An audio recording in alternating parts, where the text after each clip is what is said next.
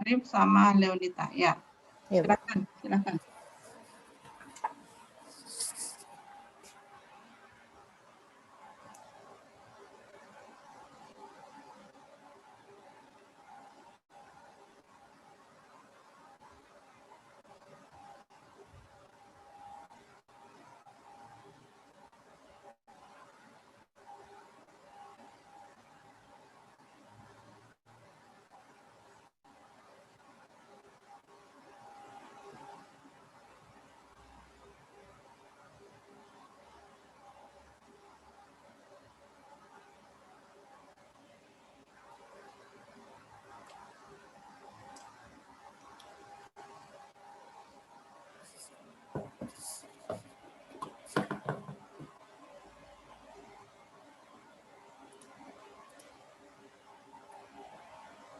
Nah, oke.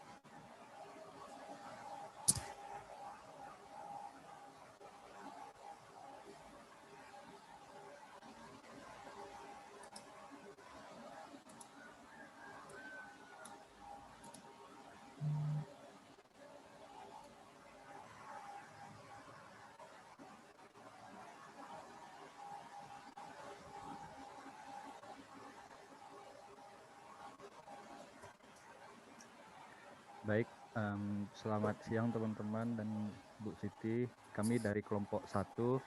Sebelumnya izin memperkenalkan anggota kelompok terlebih dahulu. Saya Arif Darmalkia. Lalu ada dua rekan saya, Leonita dan Bu Iman Akbar. Ya, lanjut.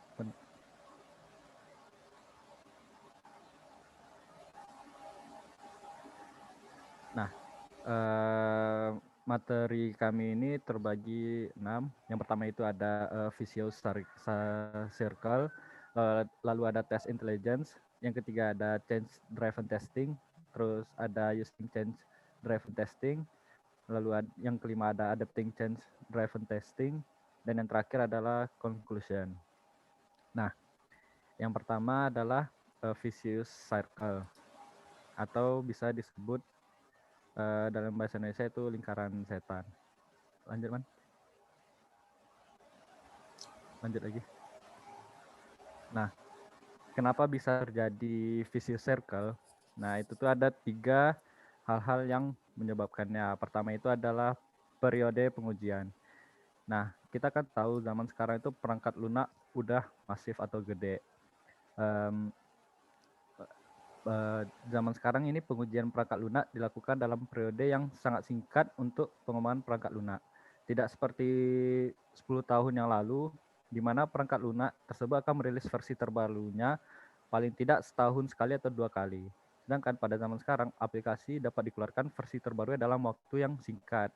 Bisa dalam bulan, minggu, bahkan hari. Pengujian yang dilakukan lebih masif karena perangkat lunak yang tumbuh semakin besar dan kompleks. Lalu yang kedua itu dimulailah menggunakan pengujian otomatis. Nah, perusahaan saat ini itu banyak berinvestasi untuk mempercepat rangkaian pengujian. Namun dampaknya adalah pengujian ini memakan waktu yang lebih lama, apalagi untuk skala yang lebih besar. Nah, akibatnya pada skala yang lebih besar jadi jarang dilakukan pengujian. Yang akibatnya itu di skala yang lebih besar itu deteksi kesalahannya itu menjadi jarang, atau untuk terdeteksi kesalahannya itu lama. Pengujian otomatis ini juga memiliki konsekuensi, diantara dapat terjadi pengujian yang menumpuk, sehingga jika terjadi kesalahan sulit untuk mengetahui pengujian mana yang memiliki kesalahannya. Terus juga di developernya tahu kalau ada kesalahan dalam programnya itu juga lama, karena lama mengujinya itu cukup membuatnya menunggu lah gitu. Nah, yang terakhir itu di pengujian otomatis dapat terjadi overlap, di mana harus memperbaiki kesalahan yang pertama dulu. Nah, setelah kesalahan yang pertama terperbaiki, ternyata muncul kesalahan baru. Nah, itu terjadi overlapping di pengujian otomatis. Lalu karena pengujian otomatis itu hanya menyelesaikan setengah masalahnya, jadi dibuatlah rangkaian-rangkaian pengujian yang lebih kompleks agar semua masalah itu terpecahkan. Namun akibatnya waktunya jadi termakan lama. Nah, dari situ muncullah lingkaran setan yang mana periode pengujian sebelumnya itu memakan waktu yang lama diubah ke pengujian otomatis agar memakan waktu yang singkat, tapi ternyata butuh rangkaian uji yang banyak. Karena rangkaian uji yang banyak, muncul waktunya jadi lama dan jadinya muter gitu terus. Nah, itulah kenapa disebut lingkaran setan. Nah, solusinya salah satunya itu adalah change driven testing. Oke, lanjut, Man.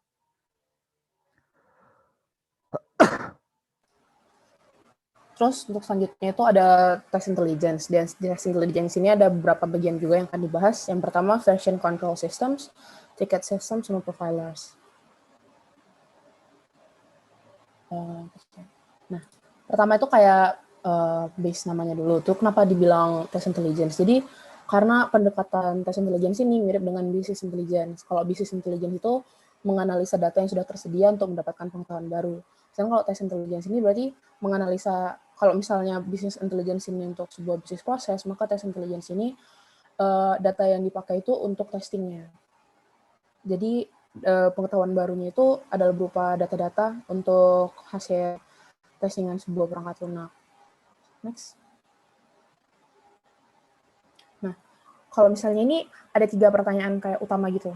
Tes mana yang harus dijalankan, apakah ada tes yang sama vitalnya, atau terus selanjutnya apakah ada tes yang tidak penting di antara serangkaian tes yang kita jalankan.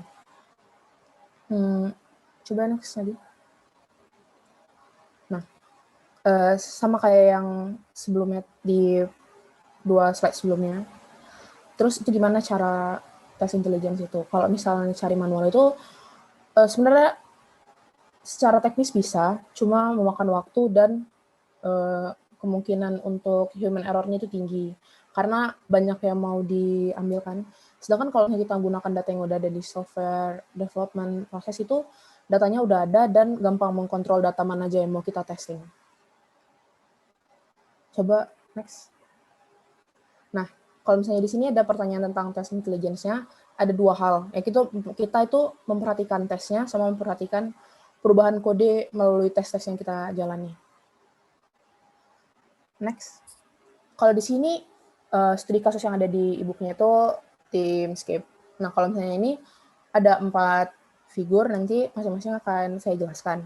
Kalau misalnya ini untuk komunikasi yang mudah antara tester, developer, manager, test intelligence menggunakan tree map. Nah, di figur A ini nunjukin tree map yang punya ukuran berbeda-beda, itu berdasarkan baris kodenya, baris codingan sebuah metodenya. Jadi kalau misalnya semakin besar atau semakin penting itu sebuah metode, berarti representasinya itu akan semakin besar dalam sebuah tree map. Coba next. Nah, jadi salah satu tes intelligence yang pertama itu version control system. Ini biasanya kita, kalau misalnya standarnya itu pakai Git atau pakai TFS. Nah, kalau misalnya ini, itu standar sih, kayak misalnya untuk Git atau TFS ini untuk sesuatu yang dipakai untuk mengontrol, untuk melihat version control. Jadi version control ini menyimpan riwayat kronologis perubahan kode yang dilakukan sama developernya. Jadi nanti kalau misalnya di push atau di pull atau di commit atau melakukan sesuatu, pasti bakal kelihatan versionnya. Nah, dari situ bisa dikontrol untuk ngelihat kita bisa dapat data untuk testingannya gitu. Jadi kayak kita tahu urutannya. Oh, ini ada tanggal segini, ini diubah tanggal segini, ini ditambah tanggal segini. Itu misalnya version 1.0 atau version 1.2. Nah, jadi kalau misalnya dalam sebuah version control system itu ada percabangannya. Percabangannya itu waktu ada perubahan barisnya, maka itu dibilang sebuah percabangan. Saat ada perubahan sebuah kode atau penambahan sebuah metode, itu dibilang sebagai sebuah percabangan. Kalau misalnya percabangan itu terjadi terhadap penambahan atau pengubahan suatu fitur, namanya itu disebut cabang fitur, feature branch. Nah, next. Nah, di figur B ini ditampilin contoh version control system. Jadi, dia ini nampilin kalau misalnya dalam sebuah version, misalnya kayak dalam version 1.2 gitu, ada warna kuning beberapa sama warna merah dan warna abu-abu. Jadi kalau misalnya dalam sebuah version control system, tree map yang diberi warna orange itu, yang diberi warna kuning itu metode-metode yang dirubah. Kalau misalnya metode-metode yang ditambahkan saat version itu diberi warna merah, terus habis itu metode yang tidak berubah itu diberi warna abu-abu. Jadi kalau misalnya ada kita mau ngetes suatu version yang spesifik, kita bisa nge-refer ke tree map yang udah kita buat untuk kita tahu kayak misalnya, oh seharusnya kita cuma ngecek yang berwarna ini aja, soalnya warna abu-abu itu nggak ada disentuh apa-apa, jadi nggak ada perubahan, nggak ada masalah gitu untuk versionnya. Jadi kita ngecek yang diubah atau yang ditambah. Next. Yang selanjutnya ini ada ticket systems. Kalau ticket systems ini standarnya itu kita pakai Jira atau GitHub Issues. Nah, kalau misalnya ini ticket system itu memantau permintaan perubahan kayak pelaporan bug, permintaan fitur atau maintenance gitu. Jadi kalau misalnya misalnya ada permintaan untuk tolong tambahin fitur ini atau ada bug di sini gitu. Nah, kalau misalnya ada submit kayak gitu, itu dihitung sebagai satu tiket. Nah, satu tiket ini memiliki ID tiket, pemberi permintaan, status permintaan sama beberapa metadata lain. Mungkin seperti berapa baris yang ditambahin atau lokasinya itu disimpan di mana, misalnya seperti itu. Nah, developer sering menggunakan tiket sistem sini sebagai anotasi di commit message. Jadi ntar di commitnya juga dikasih tahu, oh ini dari permintaan tiket ini. Jadi kalau misalnya manager atau klien meminta misalnya, oh saya minta fitur ini, itu terus di list sebagai tiket 32 gitu. Jadi nanti developernya akan membuat permintaan yang akan menjalankan permintaan yang diberi di tiket, yang ada di tiket, terus kalau misalnya udah selesai, nanti ada anotasinya itu, di anotasi commit-nya itu dibuat di commit message-nya. Oh ya, ini permintaan ID 32 misalnya, atau ID 32. Nah, kalau misalnya di sini, apa yang data yang kita dapat ini itu juga list perubahan kode menurut sebuah tiket. Jadi, coba next. Nah, kalau studi kasusnya lagi, di sini kalau misalnya di figur C, terlihat ini misalnya permintaan untuk suatu tiket. Contoh misalnya tiket 2 atau tiket 3 gitu. Jadi, metode-metode yang ditambahkan diberi warna merah, sama metode yang diubah diberi warna kuning. Jadi, kalau misalnya di sini kelihatan kayak version control system, bentuknya gimana sama tiket. Kalau misalnya tiket ini dia lebih terpusat pada suatu perubahan, karena tiket ini kita minta perubahan, berarti yang ditampilin itu memang yang cuma dirubah, kita nggak nampilin semua tree map yang ada di dalam suatu studi kasusnya. Next. Selanjutnya ada metode profilers. Kalau misalnya profilers ini biasanya itu kalau misalnya standarnya menggunakan Jacoco atau Jikov. Nah, kalau misalnya tergantung teknologi yang digunakan, profiling ini bisa dicapai lewat kita ngebuat footnote gitu di kode, atau kita pakai profiler mesin virtual, atau kita juga bisa nge-recordnya pakai hardware profiler kalau misalnya di sini. Nah, profiler yang berbeda-beda ngasih hasil yang berbeda-beda juga. Kalau misalnya profiler ini gunanya untuk nge-record data bagian kode yang sudah kita execute gitu. Jadi kalau misalnya udah dijalankan atau belum gitu. Nah, kalau misalnya ini bisa dibilang kalau misalnya kita semakin banyak kita ngeminta profiler, itu bakal semakin banyak source yang dipakai. Karena berarti kan misal lagi dalam tahap testing gitu, tapi kita testing satu metode, tapi kita ternyata nge-profiling semua gitu. Berarti kan kita bakal banyak makan sumber daya yang nggak terpakai. Jadi profilers ini harus seefektif mungkin dipakai, yang mana yang lagi fokus utamanya di situ doang yang di profiler. Nah, karena itu ada juga namanya kayak test coverage, jadi kayak cakupannya mana aja. Soalnya kalau kita buat semua, kita bakal sering ngebuang-buang sumber daya. Nah, kalau misalnya ini juga tadi, di sebelumnya juga saya bilang, kalau misalnya profiling ini bisa dilakukan secara manual ataupun otomatis. Kalau apa yang kita dapatkan itu data dari gabungan tes yang sudah kita eksekusi. Coba next. Nah, kalau misalnya di figur D ini, dia menampilkan tree map berisi cakupan metode dalam sebuah tes gitu. Jadi, metode yang sudah dieksekusi di berwarna hijau, yang tidak dieksekusi di berwarna abu-abu. Di sini kelihatan kalau misalnya dalam suatu tes itu nggak semua metode, nggak semua codingan, nggak semua fitur kita jalanin gitu. Kita cuma ngejalanin fitur-fitur yang pertama yang paling vital, yang kedua itu ya memang jadi fokus utama dalam sebuah tes. Kita nggak melakukan semuanya dalam suatu tes yang sama gitu. Next.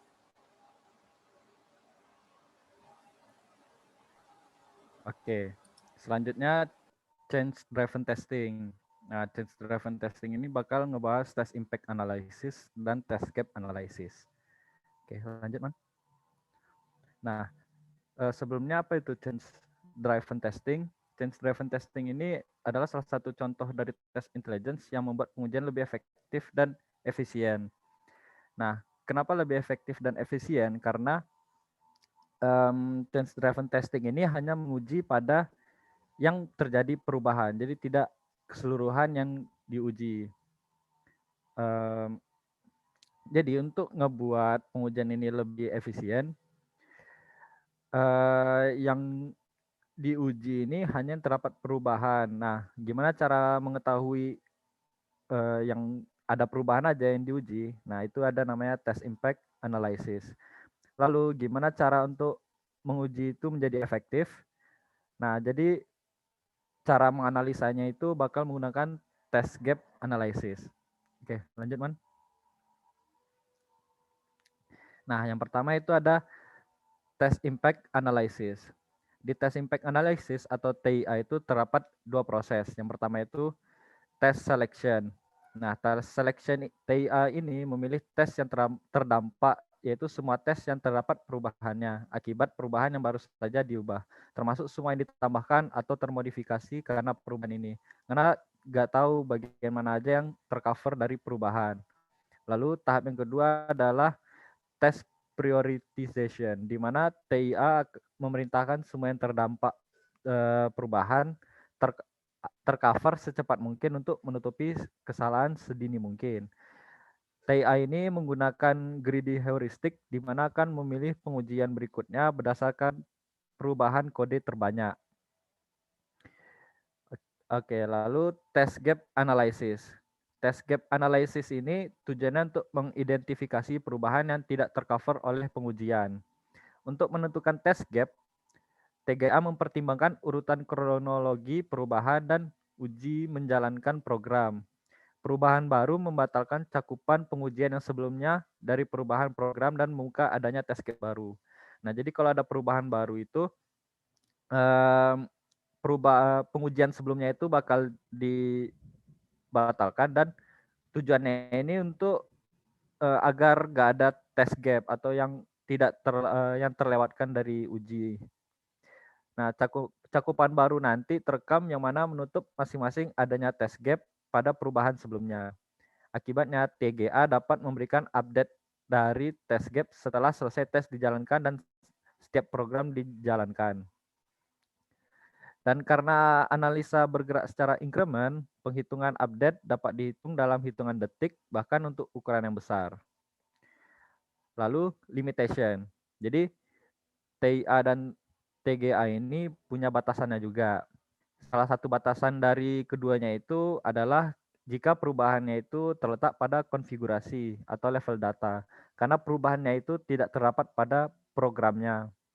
Lalu batasan dari TIA itu sendiri terletak pada panggilan tidak langsung.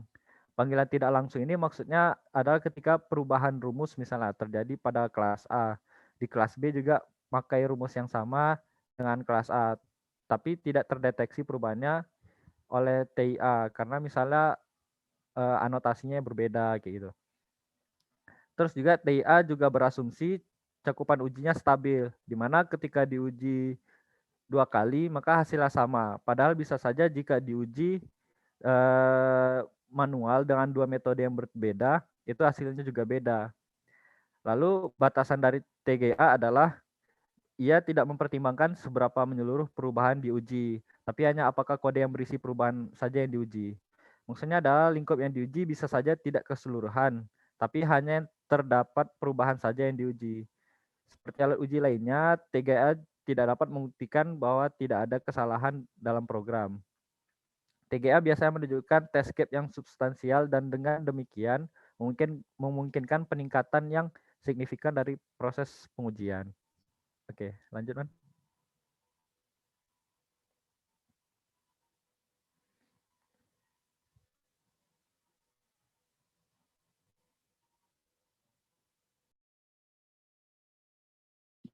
Tes, halo. Selanjutnya saya akan menjelaskan tentang using change-driven testing, atau secara lengkapnya, bagaimana sih kita ngaplikasiin change-driven testing ini ke dunia nyata lah, kayak diaplikatifkannya. Nah, test case yang dipakai ini test case yang terdapat di buku, sama seperti yang tadi, TeamScape. Nah, buat background knowledge-nya aja, TeamScale ini buatan dari pembuat bukunya dan beberapa rekan kerjanya. Yang buat bukunya nih lumayan banyak. Nah, mereka ini dari International Institute-nya Software Testing gitu. Jadi software testing punya institut internasional sendiri gitu. Nah, mereka ini kayak ngebuat inovasi baru lah dalam change driven testing. Yang sebenarnya udah ada, tapi mereka ada inovasi baru. Nah, pertama, buat ngebahasnya kan buat bagian change driven testing itu ada dua, yaitu test impact analysis sama test gap analysis. Nah, menurut mereka kalau buat test impact analysis secara teorinya itu kira-kira pastinya kan sesuai yang tadi bilang, version control, ticketing system, sama profiler. Nah, kalau dari mereka dalam membuat TeamScale ini, mereka pakai studi case kalau misalnya dari sebuah web yang menggunakan bahasa Java kalau nggak salah, Java, itu pengen masukin gimana cara biar bisa delete suatu data lah di dalam sebuah sistem. Nah, di sini pertama pastinya ngelakuin tes impact analysis dulu.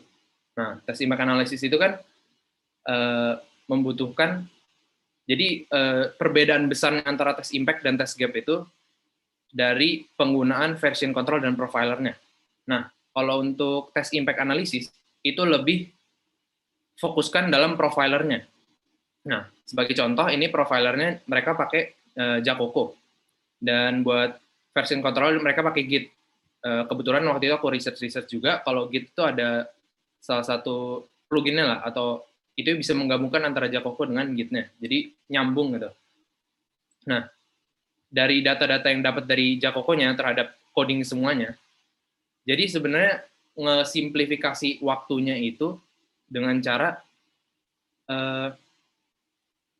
pertama ngelakuin coverage ke semua sistemnya. Jadi kayak semua sistemnya tuh full dilihat gimana coverage-nya. Nah, dari data-data yang didapat tuh, ntar bakal dipakai buat analisis data yang baru datang. Nah, jadi kayak misalnya contohnya nih, kan ini misalnya datanya ya lumayan banyak lah, kira-kira ngabisin 40 menit. Dimasukin sistem ini nih, yang cuma yang ya lumayan dikit tapi banyak lah, bisa kena impact-nya bisa nyambung ke banyak sistem lah. Pas dimasukin, kan kalau biasa kita testing harus ngecek satu-satu kan. Nah, dengan kita udah punya data dari profilernya, itu kita bisa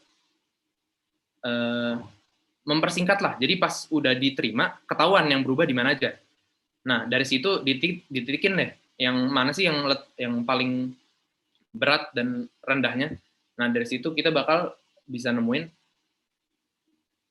titik-titik fokus mana aja yang perlu diteskan. Jadi, kalau dari hasil research mereka, yang ini ngabisin buat semuanya 40 menit, setelah dimasukin data yang baru, ini jadi cuma 1 menit. Jadi buat seterusnya itu 1 menit, atau kalau yang agak berat mungkin bisa sampai 10 menit. Jadi kedepannya secara eksponensial itu lebih singkat lah waktunya. Jadi kalau dari mereka caranya kira-kira seperti itu. Tapi kalau buat konsepnya itu pastinya mencari data dari seluruh coverage-nya untuk mempermudah data baru yang masuk, gitulah kira-kira. Nah, sebenarnya tes impact analysis ini juga masih lumayan baru, masih 1 dekade ini lah, 2010-an. Nah, inovasi-inovasi ini juga kalau dari yang lain kayak contoh Microsoft Azure atau Selenium tuh juga punya caranya masing-masing. Nah, cuman untuk yang buat paling bagusnya itu sampai sekarang ya tergantung penggunaan masing-masing lah. Jadi ini masih banyak yang masih perlu ditelusuri lebih lanjut. Nah, lanjut untuk test gap analysisnya. Test gap analysis ini dari mereka ini sebuah yang paling inovasi dari mereka lah.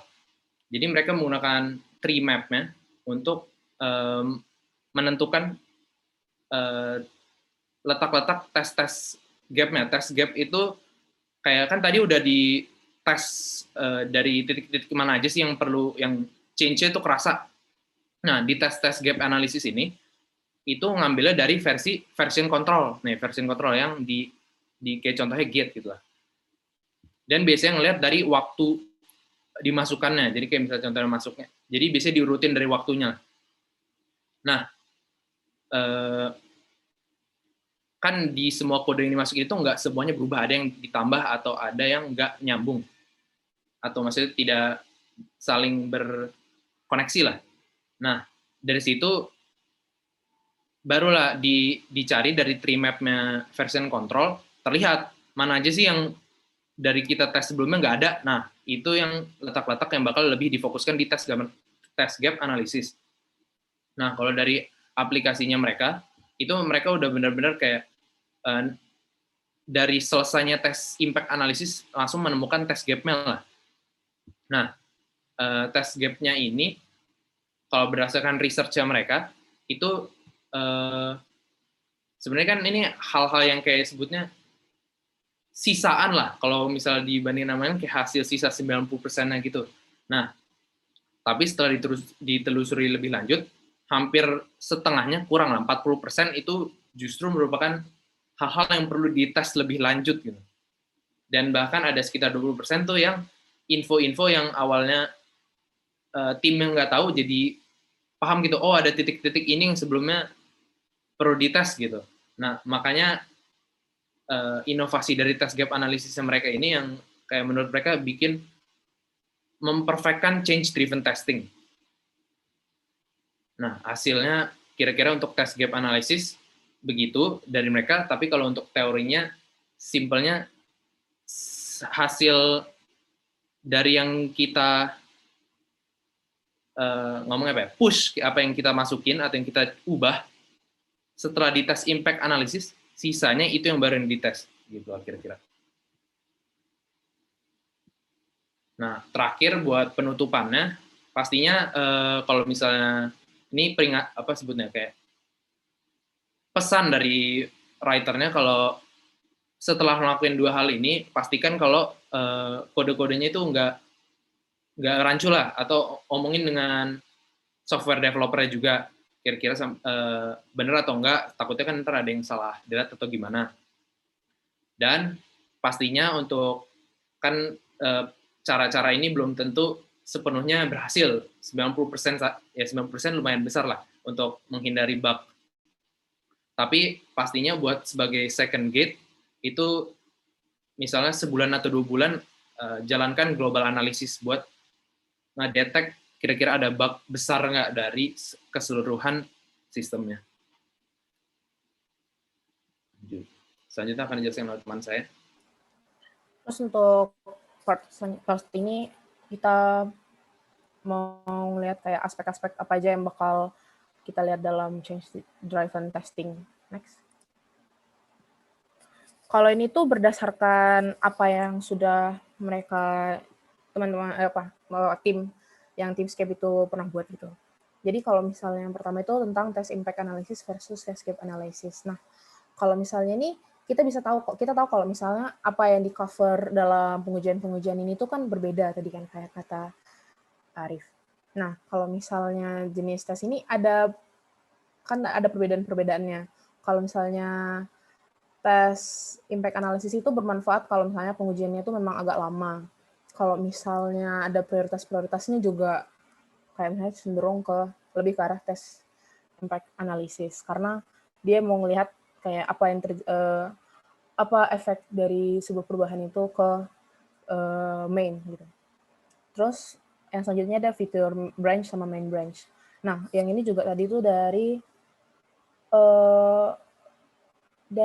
version control system juga ada dibahas tentang percabangan di utama atau percabangan di fitur. Kalau misalnya di sini, menurut mereka strategi yang paling masuk akal itu kita menggunakan tes impact analysis dalam percabangan fitur, dalam percabangan sebuah fitur. Terus selanjutnya, kalau misalnya ada di cabang utama, dia juga pakai tes impact analysis untuk ngelihat kayak ya seperti tadi dampak utamanya dalam perubahan itu ke dalam sebuah aplikasinya, dalam sebuah softwarenya itu apa hasilnya yang terjadi kalau misalnya kita ngebuat perubahan di main branch atau di percabangan fitur-fiturnya. Jadi sebelum rilis kita bisa ngeliat kayak misalnya nggak ada error, masih ada error di sini gitu. Nah, selanjutnya tes impact, ada penggabungan tes. Kalau misalnya di sini tes impact analysis itu bisa digabung dengan pengujian-pengujian lainnya. Nah, tapi mereka itu ngeliat dulu fungsinya itu sesuai atau enggak, atau penting atau enggak untuk dijalankan.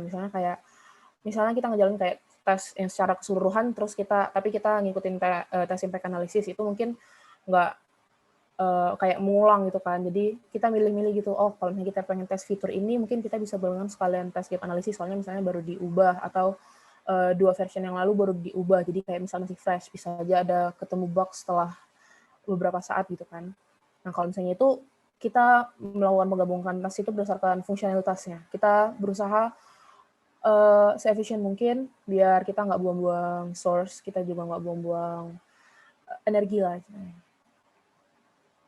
Selanjutnya ada tes gap analysis dan ticket coverage. Nah, cara paling efisien untuk menyelidiki TGA itu menggunakan tiket, karena di dalam sebuah tiket itu ada konteks tambahannya. Kalau misalnya ada penjelasannya gitu, kayak misalnya itu tiketnya itu minta apa aja. Soalnya kan balik tiket itu kan berdasarkan permintaan perubahan. Jadi di situ bakal ada data-datanya apa aja. Nah, walaupun tes gap analysis itu nggak langsung ngasih ke tiketnya, tapi kalau misalnya lagi checking itu penting untuk ngeliat dari situ. Jadi kalau misalnya kita lupa konteksnya atau kita nggak tahu konteksnya, kita bisa cek dari situ.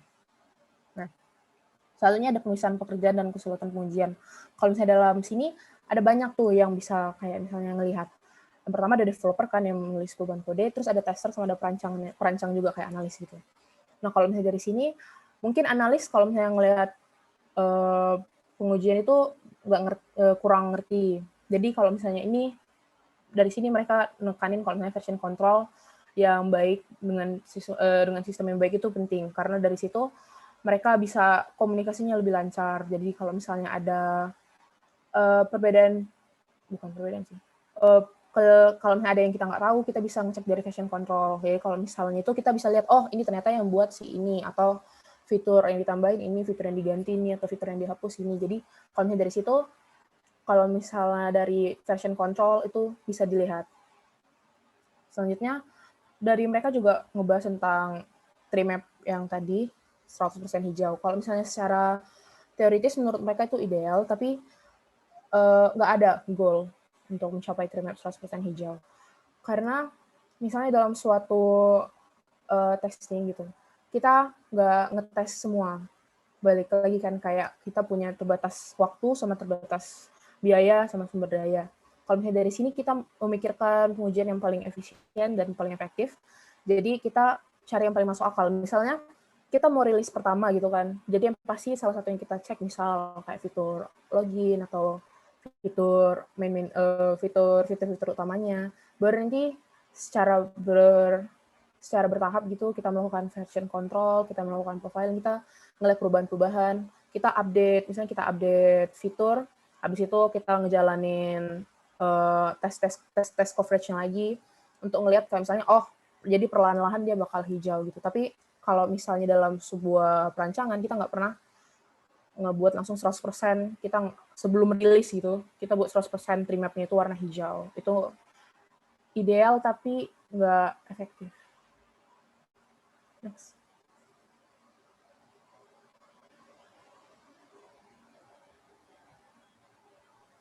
Ya, yang terakhir itu kesimpulan.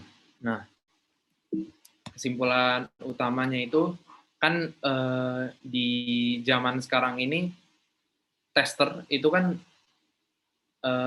membutuhkan software sekarang kan makin besar dan membutuhkan waktu yang rilisnya pun makin kecil gitu. Nah, dan juga manual testing satu-satu tuh udah kurang praktis lah di zaman sekarang ini. Nah, oleh karena itu change driven testing ini dapat mengubah itu, yaitu dengan change driven testing ini kita bisa menganalisis data yang tersedia untuk mengarahkan pelaksanaan software testing itu sendiri. Nah, ngarahinnya itu bagaimana? Dengan bantuan test impact analysis. Yaitu test impact analysis itu kita mengautomasikan mencari titik-titik tes mana yang perlu ditestingkan dan dengan ini bisa mengarahkan testing mana yang perlu dilaksanakan pertamanya. Lalu yang kedua bantuan test gap analysis yang dimana menemukan titik-titik mana yang testingnya kurang. Nah, dengan bantuan dua ini, sekiranya di idealnya kita bisa menentukan testing mana aja sih yang perlu kita lakukan dan kedepannya arah testing yang waktunya singkat ini bisa diarahkan kemana saja dan efektifnya gimana.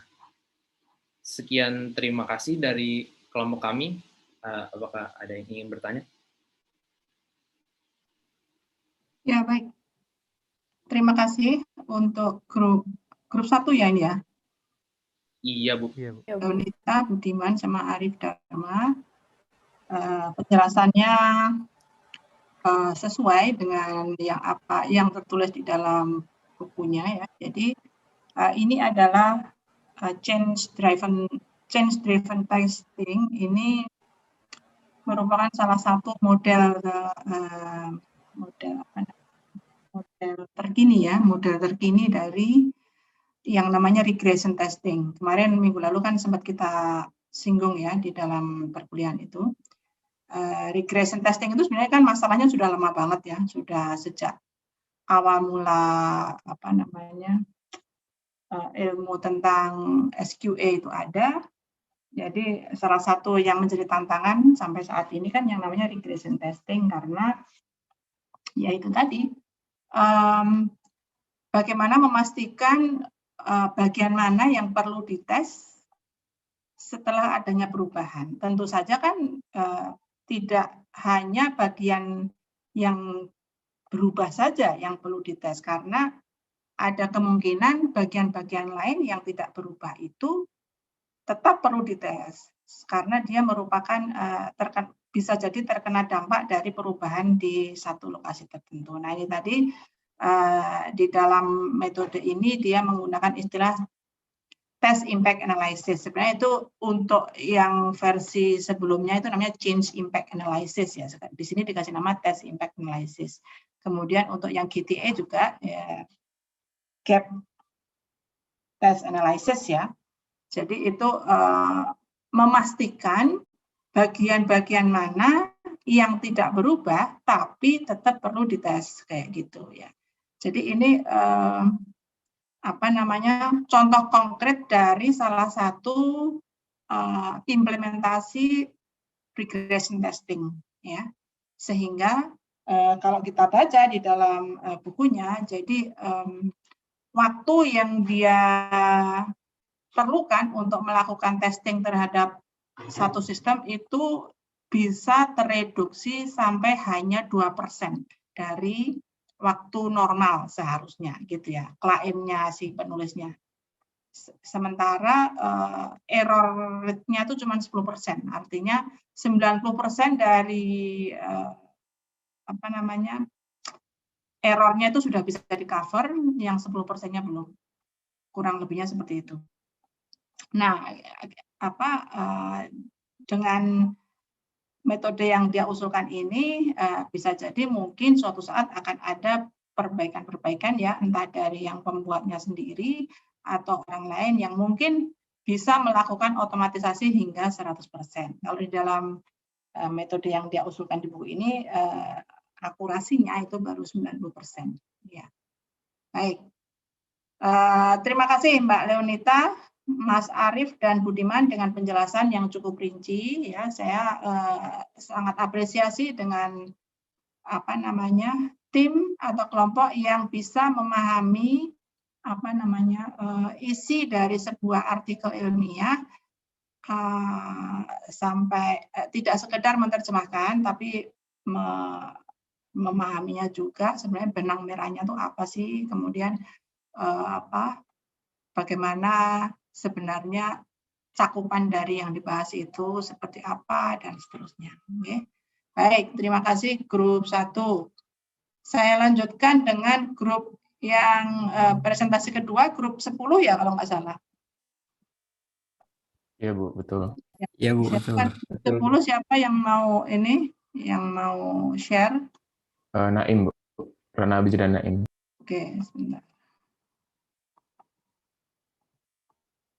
Ya. Ya, grup 10 silakan di-on-kan videonya yang akan presentasi.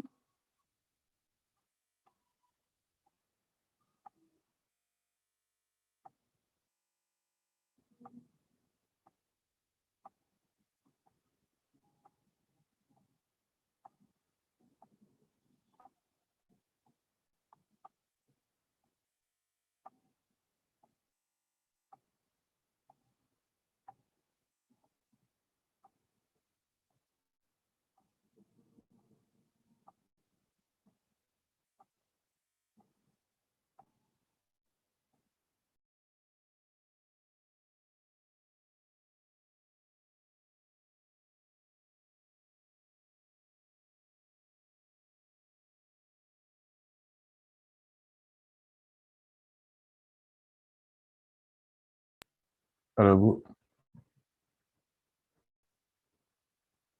Halo.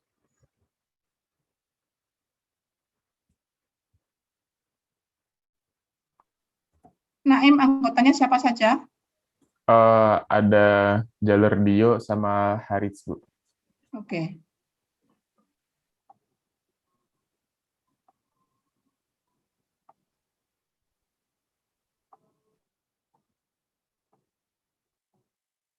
Saya izin share screen Bu ya. Oke.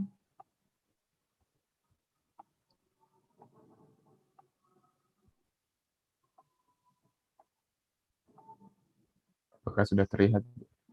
Sudah, silakan.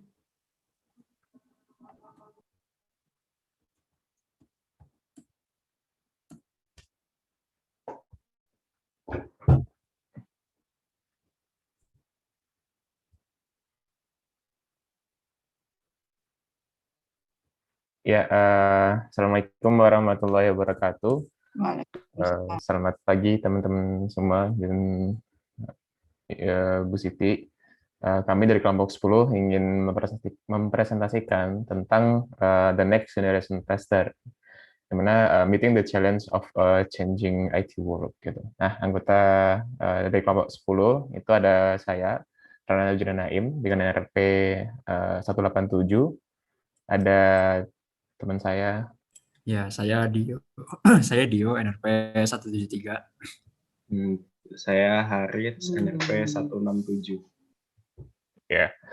Oke, selanjutnya tentang topik yang dibahas. Silakan Harits. Jadi hari ini kita akan membahas testing pada masa kini, terus faktor yang mempengaruhi bisnis, lalu tren dalam dunia IT, dan kompetensi umum dan spesialisasi, dan framework skill. Next. Ya, jadi testing pada masa kini. laju perubahan peristiwa yang membangun teknologi informasi itu terjadi sangat cepat, seperti kayak pada umumnya tuh penggunaan AI dan IoT. Itu sebelumnya dianggap sebagai sesuatu yang tidak mungkin, kan, tetapi dengan perkembangan teknologi yang pesat, sekarang bisa menjadi mungkin. Lalu tester harus memastikan bahwa dia memberikan kompetensi yang tepat untuk suatu proyek, terlepas dari software development life cycle yang digunakan. Next. Lalu untuk faktor yang mempengaruhi bisnis itu pada dasarnya ada 3. Yang pertama itu tuntutan untuk mengefektifkan biaya. Yang kedua, kebutuhan untuk memberikan produk dan layanan baru dengan cepat, fleksibel, dan sesering mungkin. Dan yang ketiga itu adalah kemampuan untuk beradaptasi. Sebenarnya kualitasnya itu tuh juga berpengaruh. Akan tetapi pencapaian kualitas itu harus seimbang dengan 3 faktor yang disebutkan tadi. Next. Nah, kali ini tentang tren dalam dunia IT belakangan ini. Nah, itu yang belakangan memang yang paling tren tentang solusi yang muncul di dunia IT itu seringnya akan sangat sering berdampak pada cara-cara pengujiannya dari suatu software ataupun aplikasi. Nah, tren yang paling umum sekarang itu biasanya itu tentang aplikasi yang saling terkoneksi atau connected device. Lalu ada aplikasi yang sekarang pakai IoT, lalu ada AI, big data, dan juga tentunya yang udah sering kita ketahui juga tentang mobile apps yang terus makin berkembang juga. Nah, dalam prakteknya di bidang IT sendiri itu cara kerja sebuah tim dalam pembuatan satu software itu biasanya sangat dipengaruhi oleh cara kolaboratif antar stakeholder-nya. Nah, biasanya yang akhir-akhir ini sering digunakan itu adalah menggunakan Agile, ataupun biasanya DevOps juga. Lalu, dalam peningkatan level otomatisasinya, itu biasanya dengan mengintegrasi berkelanjutan, lalu tes otomatisasi framework yang saling terintegrasi, dan pemodelan untuk otomatisasi pengujian itu sendiri, yang nanti akan kami jelaskan. Nah, sebenarnya ada lebih banyak lagi integrasi-integrasi ke dalam proyek-proyek disiplin teknik tertentu. Biasanya design engineering untuk IoT dan usability engineering. Untuk selanjutnya, hal-hal apa aja sih yang dibutuhkan untuk melakukan testing? Nah, untuk dalam mempertimbangkan tren IT yang sudah disebutkan sebelumnya, yang kami sebutkan sebelumnya, biasanya itu yang sering digunakan adalah tim model, yang sering kita dengar, yang biasanya digunakan sebagai model framework dalam pengerjaan proyek pembuatan sebuah software ataupun aplikasi. Nah, tim model ini membagi kompetensi menjadi 2 kategori. Yang pertama kompetensi umum, dan yang kedua kompetensi spesialisasi. Kompetensi umum itu bedanya dari kompetensi spesialisasi adalah dia itu dapat diterapkan dalam berbagai proyek. Nah, kompetensi ini jika mempunyai kompetensi ini, maka akan mampu berkomunikasi secara efektif dengan berbagai stakeholder yang berbeda. Nah, atau kalau dalam segi tim modelnya itu diwakili oleh bagian horizontal dari T. Jadi setara gitu. Nah, untuk kompetensi spesialisasi, nah ini sesuai dengan kebutuhan testingnya. Contohnya nih, kalau seumpama dalam menyiapkan lingkungan pengujian untuk menguji aplikasi mobile, nah itu berarti stakeholder-nya itu ada di bidang IT, sama yang ahli di big data, yang ahli dari sisi software engineering dan lain sebagainya. Jadi dia ke atas seperti itu. Kalau dari sisi T modelnya itu diwakili dengan bagian vertikal dari T, jadi ke atas seperti itu. Nah, selanjutnya yaitu kami akan bahas tentang kompetensi umum. Nah, kompetensi umum ini ada 6 pada dasarnya. Itu ada essential testing, lalu ada risk-based testing, arsitektur sistem, komunikasi, otomatisasi, dan yang keenam adalah dapat beradaptasi. Nah, ini maksudnya beradaptasi dengan life cycle yang berbeda-beda. Gitu. Selanjutnya, yang pertama dalam kompetensi umum yaitu essential testing. Nah, essential testing ini sebenarnya dari sisi testing secara umum itu ketika seorang tester mempunyai kemampuan dalam mendeteksi cacat yang efektif dan efisien, nah, tentu akan sangat dibutuhkan pada zaman sekarang dalam proses pembuatan software atau aplikasi sebelum diluncurkan. Nah, kompetensi-kompetensi yang dibutuhkan dari kami kan bahas tentang next gen tester. Jadi yang dibutuhkan oleh si next gen tester itu adalah yang pertama adalah merancang sebuah testing. Nah, itu dalam merancang sebuah testing ini bisa menggunakan beberapa cara sih. Ada biasanya boundary value analysis, lalu decision tables, lalu teknik kombinatorial, dan lain sebagainya. Lalu yang kedua, pengujian eksplorasi yang efektif. Jadi dapat melakukan pengujian eksplorasi yang efektif gitu. Lalu yang ketiga, ada terlibat dalam berbagai proses testing. Jadi yang dimaksudkan tuh dalam proses testing itu ada berbagai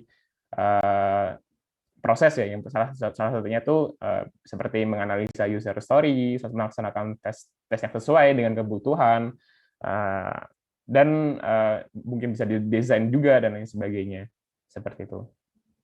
Lalu yang kedua adalah risk-based testing atau pengujian berbasis resiko.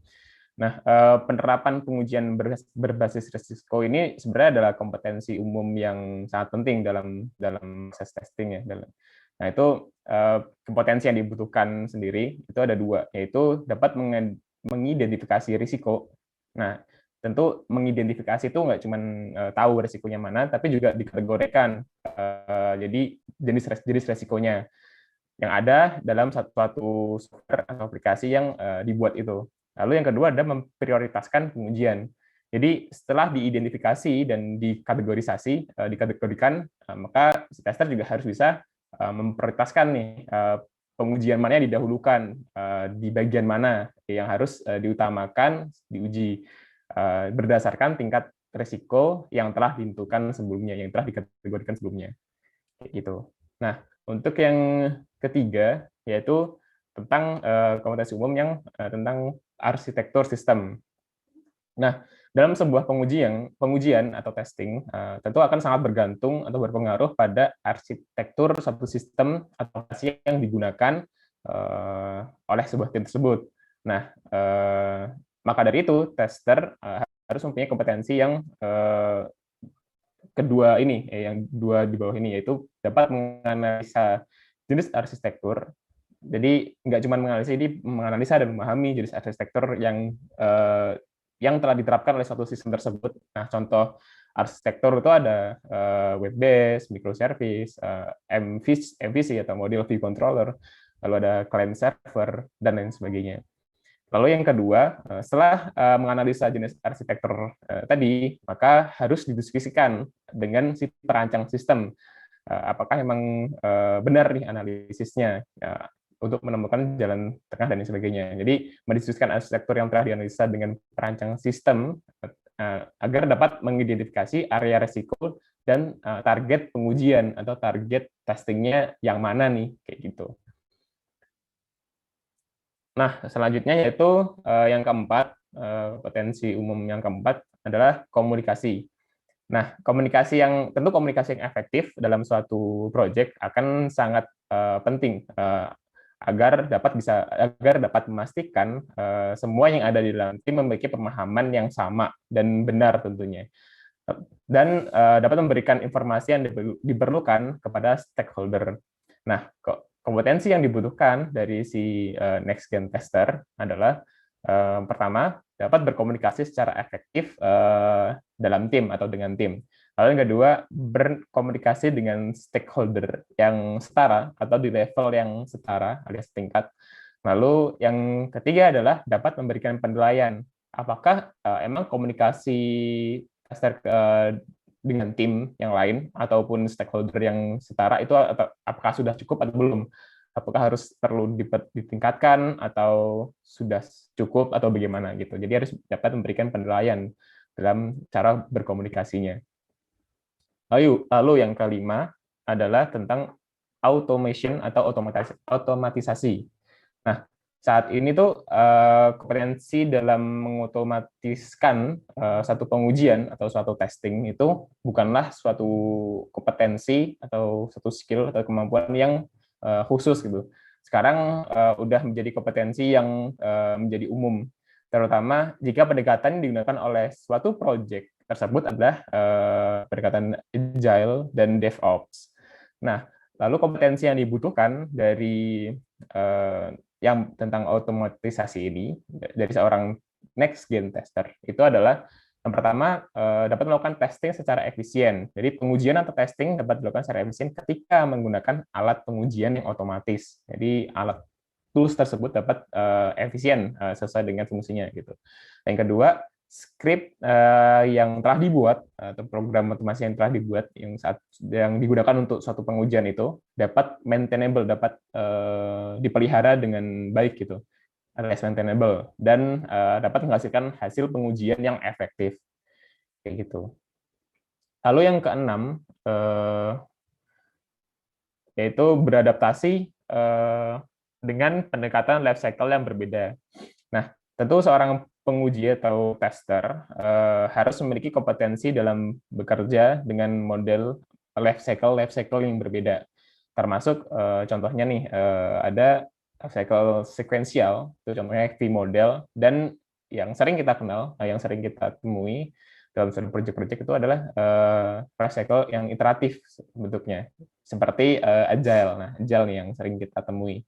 Nah, untuk selanjutnya, kompetensi yang dibutuhkan dari si next gen tester ini, yang pertama dapat menerapkan kompetensi komunikasi dan otomatisasi tadi, ya, itu ke dalam life cycle yang berbeda, atau yang disyaratkan sesuai dengan life cycle yang diterapkan dalam suatu sistem tersebut.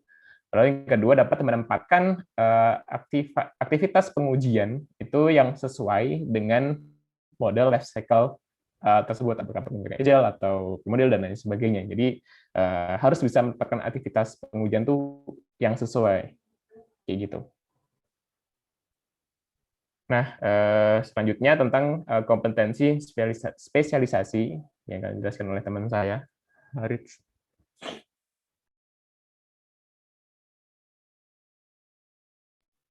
Rich, di mute, Rich. Oh ya, maaf. Jadi kompetensi spesialisasi di sini ada terbagi menjadi 3. Yang pertama ada aplikasi big data, testing aplikasi big data, lalu connected device, dan artificial intelligence. Next. Yang pertama itu testing aplikasi big data. Big data dalam suatu aplikasi itu gunanya untuk mengekstrak nilai dari sejumlah data yang didapat dari sensor, monitor, ataupun sumber informasi yang lainnya.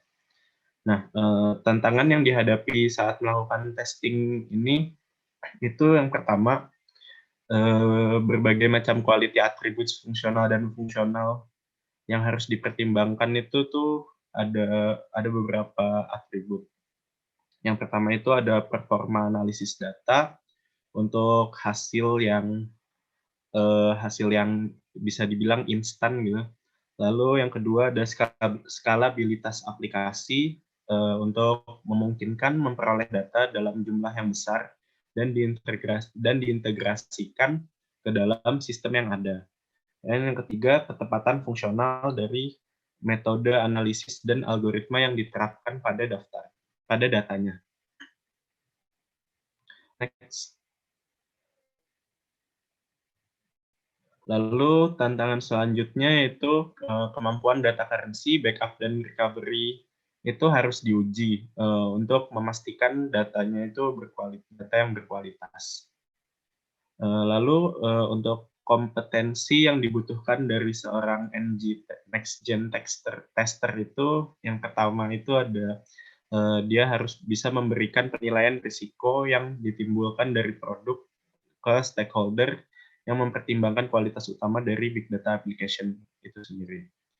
Lalu dia menyetujui tujuan testing dengan berbagai bisnis stakeholder dan dia dapat melakukan sesi pengujian dengan bisnis stakeholder untuk mengevaluasi nilai dan akurasi hasil yang diberikan oleh big data application. Lalu yang kedua itu tadi ada testing aplikasi connected device. Aplikasi yang menggunakan connected devices itu terbagi menjadi dua kategori. Yang pertama, aplikasi yang berjalan di mobile devices seperti smartphone atau tablet atau yang lainnya. Lalu yang kedua itu aplikasi yang dibangun dari perangkat IoT. Perangkatnya tuh bisa berupa mobil ataupun perangkat lain yang terhubung menggunakan internet. Next. Nah, lalu di sini tantangan saat testingnya itu tuh yaitu karena karakteristik kualitasnya luas dianggap sebagai tantangan utama dalam testing. Jadi selain hal-hal fungsionalitas itu ada juga termasuk yang karakteristik non fungsional. Yaitu yang pertama ada kegunaan aplikasi, performance dari suatu aplikasi, terus dari segi keamanannya, security, interoperability, dan reliability. Next. Nah, kompetensi yang dibutuhkan dari seorang NG testernya yaitu dia bisa mengidentifikasi risiko yang terkait dengan aplikasi dan sistem menggunakan connected device. Lalu menentukan strategi pengujian untuk mengurangi risiko teknisnya. Yang ketiga, dia merancang dan melakukan pengujian yang berfokus pada karakteristik kualitas non-fungsional tertentu, yang tadi udah disebutin di atas. Lalu yang terakhir itu dia bisa menerapkan alat yang sesuai untuk menguji aplikasinya. Next. Yang ketiga itu ada testing aplikasi artificial intelligence. Penggunaan aplikasi AI terutama berfokus pada kemampuan algoritma aplikasi untuk mencocokkan permintaan informasi dengan pengetahuan aplikasi yang ada. Jadi terus pengujian aplikasi AI ini berfokus pada dua aspek, yaitu yang pertama deteksi situasi di mana aplikasi tidak dapat mencocokkan permintaan informasi sehingga aplikasinya tuh nggak memberikan respons atau bisa disebut underfitting. Lalu yang kedua itu deteksi situasi di mana terlalu banyak kecocokan ditemukan sehingga respon yang diberikan itu salah atau yang bisa disebut overfitting. Next. Lalu tantangan yang dijumpai itu yaitu setiap tesnya itu tuh membutuhkan hasil yang sesuai untuk memungkinkan adanya deteksi cacat karena aplikasi AI di sini dia terus belajar dan memperbarui basis pengetahuannya. Maka untuk mendefinisikan hasil yang sesuai itu menjadi sulit. Lalu tantangan yang kedua itu penguji tester harus melibatkan user saat mengevaluasi hasilnya. Next. Ya, terus habis itu kompetensi yang dibutuhkan itu dia bisa membuat stakeholder-nya tuh jadi lebih awas terhadap resiko utama dari aplikasi AI. Lalu dia bisa mengkoordinasikan dan menguji aspek tertentu dari aplikasi AI dengan bisnis stakeholder. Dan dia bisa memahami arsitektur aplikasi AI dan tujuan spesifik dari aplikasinya. Dan yang terakhir itu dia bisa menyiapkan kumpulan data yang berbeda untuk mengidentifikasi masalah underfitting dan overfitting tadi. Ya, lalu untuk framework skill akan dijelaskan oleh Jaler Dio. Ya, saya lanjutkan ya untuk yang topik selanjutnya ini dari framework skill. Nah, tadi kan udah dijelaskan ya beberapa kompetensi-kompetensi yang dibutuhkan untuk menjadi next generation tester. Nah, ini kompetensi yang tadi itu kan ada kayak yang general competency atau kompetensi umum dan kompetensi spesialisasi kan. Nah, ini dibutuhkan untuk menunjang kebutuhan dari perusahaan ya untuk mengerjakan aplikasi ya, pengerjaan aplikasi. Nah, framework skill ini apa sih? Jadi framework skill ini bergunanya ini sebenarnya karena seorang tester ini juga perlu diarahkan ini untuk pengembangan skillnya. Jadi untuk pengambilan keputusan ini dapat didukung dengan penggunaan skill framework.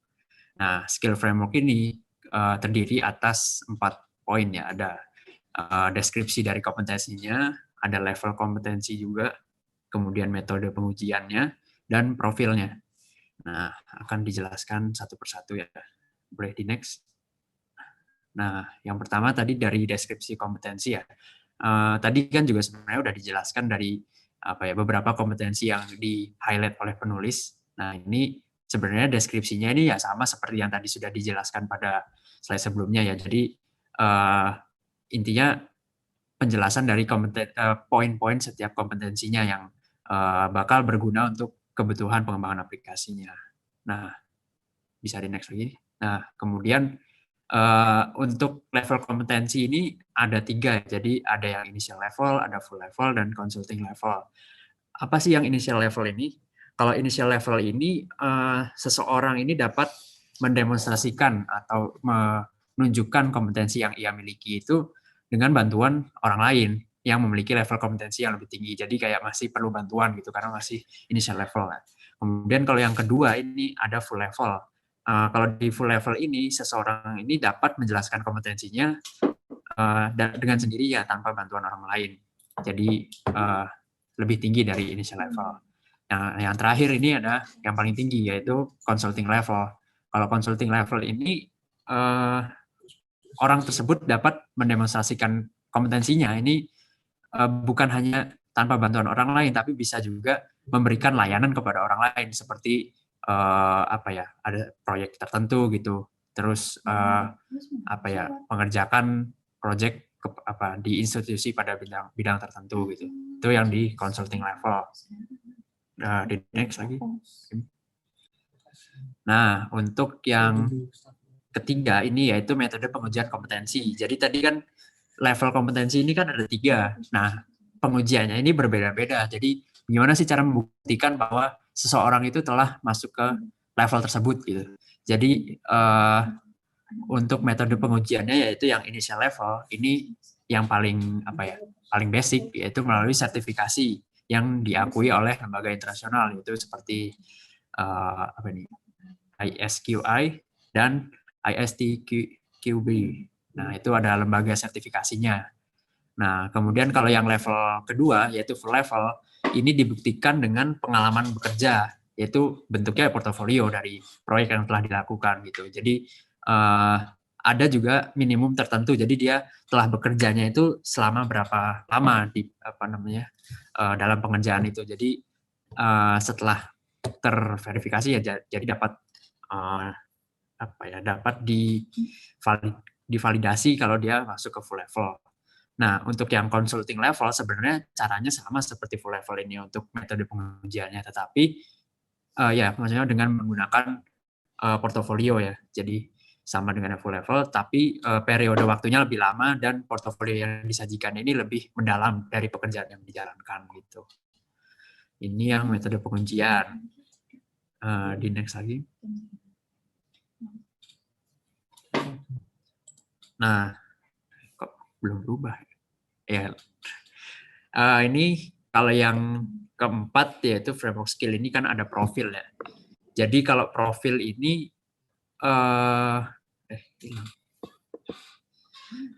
profil ini kan apa ya? Jadi dalam elemen dari framework skill ini, nah, bisa ditampilkan lagi.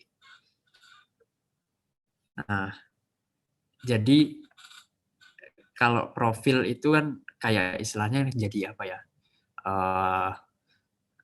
Apa yang sesuatu yang dibutuhkan dari si apa perusahaan atau seseorang ini bisa ditampilkan secara highlight, secara garis besarnya apa gitu. Jadi misalnya profil skill dari perusahaan nih, misalnya ada perusahaan yang mengembangkan aplikasi mobile dengan teknologi AI. Nah ini dia membutuhkan profil skill yang seperti apa sih isinya, kompetensinya. Jadi contohnya ya bisa dia membutuhkan kompetensi umum yang levelnya itu pada initial level aja, tetapi ditambahkan dengan kompetensi spesialisasi dengan full level pada testing aplikasi menggunakan connected mobile device, karena dia kan perusahaannya ini kan berfokus pada pengembangan aplikasi mobile, dan juga dia juga membutuhkan spesialisasi pada AI pada full level, itu contohnya. Atau bisa juga contoh untuk profil pribadi, ini misalnya dia ingin mengembangkan karirnya ya. Jadi dia misalnya seorang developer nih ingin membangun profilnya menyesuaikan target karirnya. Nah, dia mengembangkan profilnya ini yaitu kompeten, dia mempunyai kompetensi ini yang full tapi pada beberapa kompetensi umum, nggak semua. Kemudian yang spesialisasi dia beberapa kompetensi juga tapi di initial level. Itu sesuai tujuan goals-nya dari dia itu untuk yang profil. Nah, bisa di next ini. Nah, jadi dari semua tadi ini sebenarnya kesimpulannya ya, dari testing ini sebenarnya pada saat ini masih banyak menggunakan role based atau ya sesuai dengan role yang di-assign kepada setiap orang gitu. Jadi pekerjaannya itu ya saklek itu aja gitu. Tapi pada saat ini lebih banyak mulai berkembang lah, bukan banyak ya, tapi masih mulai berkembang untuk menjadi kompetensi ya, base-nya itu berdasarkan kompetensi yang dimiliki. Jadi pekerjaan itu bisa lebih fleksibel karena dengan mengarahkan pekerjaannya itu sesuai kompetensi yang dimiliki, jadi pekerjaan dapat diarahkan secara tepat dan sesuai dengan kebutuhan bisnis, karena kan biasanya perusahaan juga kan company butuhnya yang bisnisnya biar lebih efisien gitu kan. Jadi perlu diarahkan sesuai dengan kompetensi si developer yang pas gitu. Karena dengan menggunakan framework skill juga yang tadi baru saya jelaskan ini, penentuan kompetensi juga dapat diarahkan lebih efisien gitu, dan tentunya lebih fleksibel dengan menggunakan metode ini dibandingkan metode role based gitu. Dari kelompok kami sekian untuk bahasannya ya. Mungkin ada pertanyaan dari Ibu atau dari teman-teman. Terima kasih. Assalamualaikum warahmatullahi wabarakatuh. Waalaikumsalam warahmatullahi wabarakatuh. Baik. Ya, terima kasih untuk kelompok 10. Jadi yang dibahas ini agak berbeda dengan yang kelompok sebelumnya ya. Kalau yang kelompok sebelumnya itu betul-betul masalah teknis, technical aspek dari software testing. Kalau yang kedua ini adalah people ya, berkaitan dengan pelaku, siapa yang melakukan testing. Jadi saat ini kan sudah ada ISTQB itu ya, International Software Testing Qualification Board. Jadi itu adalah lembaga internasional untuk melakukan sertifikasi sebagai seorang tester gitu ya, dari mulai yang level paling ringan, paling pemula gitu sampai yang full. Betul-betul itu ada level-levelnya di situ. Karena ya itu perkembangan dunia IT itu kan sudah semakin maju ya kan. Seperti di situ disinggung ada berbagai macam kategori aplikasi itu yang membutuhkan skill spesifik ya untuk melakukan testingnya. Tadi disebut ada yang AI, ada yang apa tadi ya, beberapa tadi, yang tidak semua tidak big data ya kan, tidak semua tester mungkin bisa melakukannya. Bisa itu dalam arti kalau ngetes mungkin bisa ya, tapi apakah bisa dijamin bahwa yang dites itu benar-benar sudah benar 100% lingkupnya gitu ya, karena kan yang namanya big data itu berarti kan aspek datanya juga sangat besar. Kalau AI juga mungkin kompleksitas dari algoritmanya dan sebagainya itu perlu dites dan masih banyak lagi. Jadi tantangan-tantangan apa yang perlu diketahui oleh para tester masa kini ya berkaitan dengan kemajuan dunia IT. Dan, itu dibahas di dalam bab ini. Jadi sebenarnya kesimpulannya kalau ingin bersaing ya silakan sebenarnya melakukan sertifikasi. Karena kalau udah kita pegang sertifikasi sampai di level mana itu sebenarnya ya bisa diterima mau kerja di Indonesia atau bahkan di luar negeri. Kalau kita sudah pegang sertifikasi ya itu sudah kualifikasinya mestinya sudah standar. Seperti itu ya. Baik, terima kasih atas grup 10 dengan presentasinya. Dengan demikian kuliah hari ini selesai ya dengan presentasi dari 2 buah grup yang saya apresiasi, cukup detail, cukup bagus, dan mudah-mudahan kedua grup tersebut juga memahami sebenarnya benang merah dari yang dibahas tadi gitu ya, bukan sekedar mengikuti alur dari depan sampai belakang, tapi benang merahnya bisa diambil untuk bisa dijadikan hal-hal yang bermanfaat. Sebelum saya tutup, ada pertanyaan tidak? Oke, tidak ada ya. Saya harapkan untuk grup-grup yang berikutnya melakukan presentasi dengan baik juga ya. Jadi tolong dipahami karena bahan yang akan dipresentasikan itu nggak banyak kok. Paling sekitar 6 lembar gitu ya. Itu perlu dipahami dengan detail agar ilmu yang ada di situ itu bisa kita serap dengan baik. Oke. Dengan demikian saya akhiri kuliah ini. Mudah-mudahan kita bisa berjumpa lagi minggu depan. Nanti kita sesuaikan jadwal presentasinya karena kalau nggak salah ada pengumuman ya, ada kita molor-molor itu ya, yang UTBK 2 minggu itu juga libur. Kemudian ya tambah 2 minggu itu yang mestinya 16 minggu jadi 18 karena ada 2 minggu yang libur itu. Jadi nanti waktu presentasinya juga disesuaikan. Baik. Terima kasih atas kehadirannya mahasiswa semua. Mudah-mudahan ada manfaatnya. Saya akhiri. Assalamualaikum warahmatullahi wabarakatuh. Waalaikumsalam. Terima kasih, Bu. Terima Terima kasih banyak, Bu. Waalaikumsalam. Makasih, Bu.